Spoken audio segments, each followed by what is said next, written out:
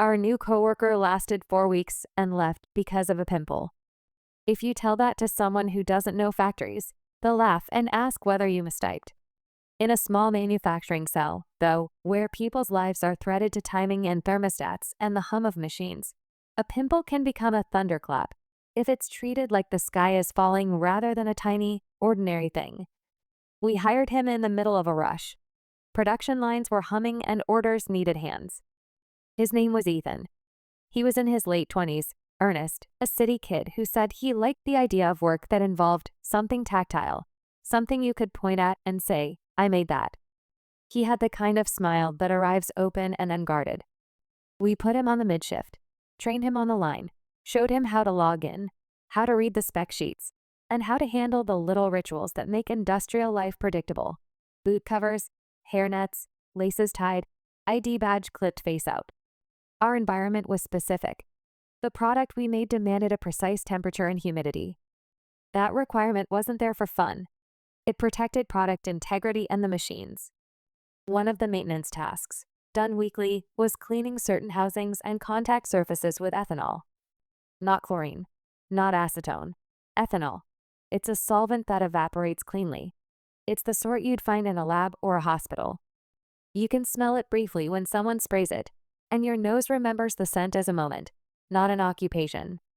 There were clear procedures: PPE, gloves, face shield if splashing, doors propped open for ventilation, and a spill protocol that would make your spreadsheet guy's Harrow's heart sing. We showed him all of it. Safety is dumb ritual until you need it. Then it feels like a prayer. He nodded, asked good questions, and after a month he was competent and quiet. He reminded me of what the line needed: a steady, calm pair of hands. For a place that runs on habit, that's worth more than 1,000 CVs. Then, on a random Tuesday, a message arrived. It was a short text that could fit on a coffee cup and still feel heavy. "Can't come in today." Chemicals gave me a reaction. I have a big pimple on my forehead, and I never get pimples. Sorry. I stared at my phone and reread it because my brain wanted the punchline to be different. The message had a sincere cadence, short, raw. We joked about strange excuses sometimes. "My cat has food poisoning" is a classic, but this fell into a different category. Whoever wrote it believed it. At first, the production supervisor laughed it off, the way men in coveralls do when confronted with what seems like theatrical wavering. "Is it?" he said, with an audible snort. "We work with cleaning agents. We're not a perfume counter." But we didn't throw it away. For one thing, we take occupational exposure seriously. For another, the person sending the text was an employee whose livelihood begins and ends at our line. And finally, there is a code among people who work with their hands. You don't mock someone's health complaint out of hand. Ethan's story had a specific chord. He said he'd always had perfect skin, never a blemish. He said the pimple came up overnight after a cleaning session he had helped with, and that it was painful, swollen, one of those angry little ecosystems that made him feel, he wrote the word, vulnerable. He asked to sit out a few days. HR asked for clarity. We asked for the facts we always ask for: which cleaning agent, what PPE, were there visible residues, had anyone else shown any similar reaction? He said it was ethanol. He said he'd used the standard gloves, but had forgotten the face shield. He sent a photo, a close, clinical shot of a red, raised bump in the middle of his forehead. Up close, the blemish looked like a classic inflamed spot.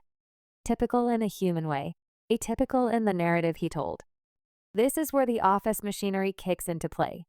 For us, there are 3 immediate, usually mechanical responses: record the incident, check the PPE and process, and, if necessary, escalate to occupational health. Mark from maintenance walked the line to inspect. He checked the cleaning logs for the prior evening. The solvents were in the right containers, labeled correctly, and dilution procedures had been followed. We pulled the camera footage from the prep bay. Ethan had been there, sleeves down, gloves on, but no obvious splashing. The ventilation log showed the fans operating at standard capacity. There was no glaring violation. The protocol checklist was tagged as complete and initialed. Ethan's message, meanwhile, spread faster than any production alert. People are gossip animals. They trade curiosity like stock. A small group of us exchanged texts with a mix of concern and incredulity. There were whispers. Maybe he was allergic. Maybe he had a skin condition. Maybe he was using an over-the-counter topical that didn't agree with some pre-existing sensitivity. There were more cynical minds that rolled the eyebrow and typed the words convenient timing. HR asked him to come in and see the occupational nurse, not to challenge him, but because it's the way the system documents and protects both worker and workplace. The nurse was patient and kind. She recorded vital signs, asked about allergies, and then asked the question you hope isn't necessary. Did he use any new soap, deodorant, or topical on his face? He said the only new variable was the cleaning activity at work. But when the nurse asked if he had any history of acne, he hesitated. I had a bad bout at 17, he admitted, but nothing like this since. He looked like someone confessing a past he didn't want to be judged for. The nurse recommended a short break to let the lesion calm, a dermatologist consult, and to document everything for the record. She also suggested a patch test to see if he had a chemical sensitivity. It was a reasonable path. Don't be cavalier, don't be cruel, document. A patch test requires time. The company offered to see him the same week, and we put him on unpaid sick leave for 2 days while we arranged it. The line moved. We adjusted coverage. For a couple of days, the rumors softened into a quiet concern. I confess, I checked the CCTV footage again late at night. You do that when your curiosity is a low-burning engine. Then the email arrived. Not from a doctor. From Ethan. It was terse but decisive. Thanks for the time. I've thought about it, and I don't think this role is for me. I can't keep exposing myself to chemicals. Sorry for the trouble. He resigned via email. No patch test result. No doctor's note in our inbox. No extended dialogue. He'd closed the loop in the bluntest possible way. The office reacted with a sound that had equal parts relief and regret. Relief, because production stability is an often unacknowledged comfort. Regret, because we had lost someone who'd been trying to find a place in a rhythm we saw as ordinary. But the story didn't stop when his resignation went through. People began to tell the tale in different tones. Some recited it like a warning. Don't make promises to yourself you can't keep. Others used it like a tally of human fragility. Look how fragile some people are. One pimple and they fold. There were sarcastic memes in a private chat. There were quieter messages from folks who'd worked in chemical plants before and wanted to say, gently, that exposures can indeed trigger dermatological or respiratory reactions in people with sensitivities. We started to see the event in full color rather than the black and white reading we'd first offered. Maybe it wasn't theatrical cowardice. Maybe it was a boundary drawn by a man who had already weathered enough. A week later, in a meeting about turnover, our supervisor said something that stuck. He reminded us that the workplace isn't only a place where tasks are performed, but also where histories collide. People bring invisible things.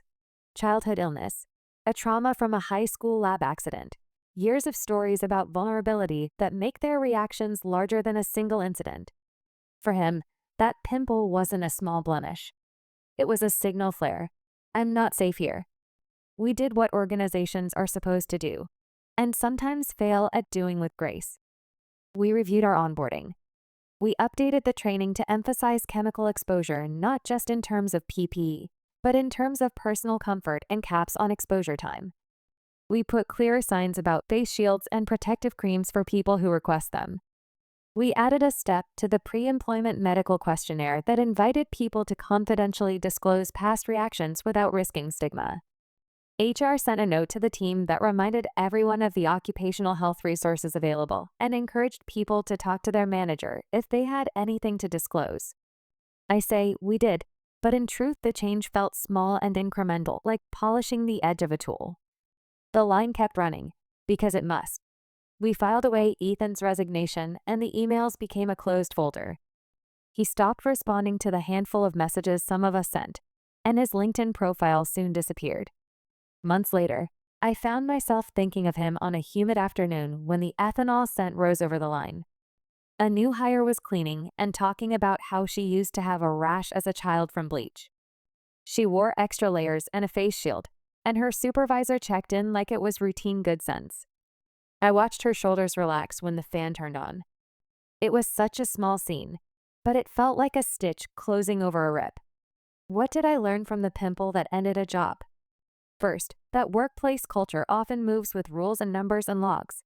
But underneath those things are complicated humans whose vulnerabilities don't always map to our spreadsheets. Second, that skepticism is an understandable reflex when something seems trivial and the cost to the collective is real.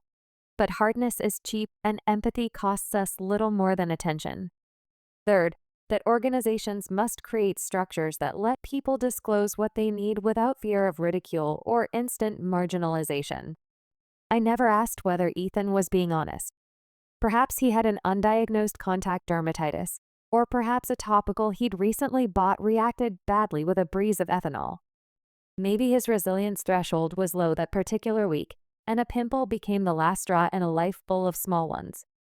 Maybe he'd always been on the edge of panic when solvents or fumes were around and finally decided he preferred to go home and heal than to stay and worry. The truth wasn't a single line in a report. It was a volume with many pages. We did right by the protocol. We logged the incident. We offered medical assessment. We adjusted process. But I'd be lying if I said we didn't also look at the empty workstation and feel a thud of loss. Production replaced him. The line runs on. But the memory of an earnest smile and a pimple that felt like a hurricane lingered as a modest, stubborn lesson.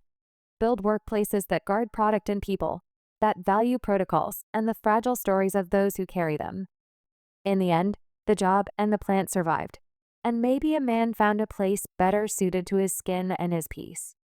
That is small solace, but it is what we had.